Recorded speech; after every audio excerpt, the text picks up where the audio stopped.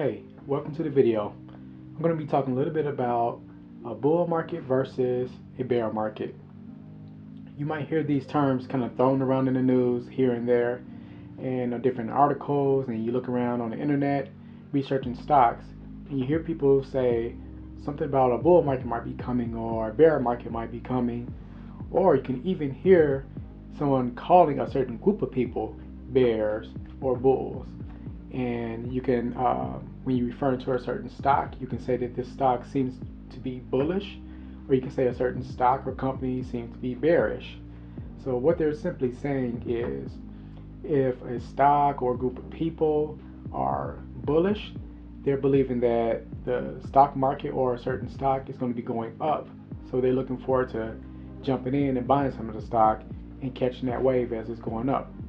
But the people who are a little bit more pessimistic about the market or a certain group of stocks, they may say that that stock or group of stocks is bearish for the moment, and they'll be looking to pull their money out.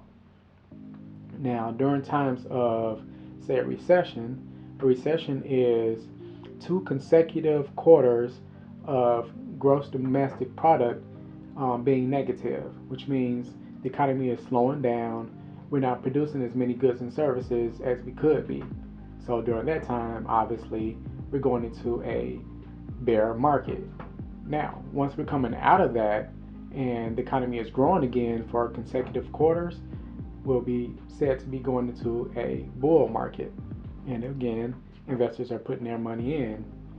Now, certain stocks, such as, say, Tesla, there was a lot of contention between people who thought a few months ago that Tesla would just continue going up, and there are people who were very adamant that Tesla was going to be dropping in price.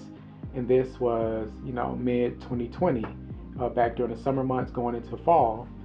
Well, they continuously called each other bulls and bears. They would just say, "Oh yeah, the Tesla bulls think that Tesla's just going to keep going up in price forever, and this can't happen. No company's just going to keep on rising and double and triple, quadruple in value."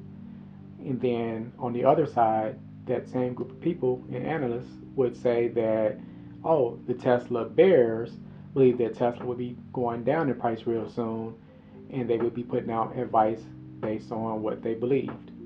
So it's really nothing too complicated. You just want to definitely know those two terms for when you listen to the radio and they talk about bullish, bearish, or they call a group of people bulls or bears. You kind of want to know what they're talking about.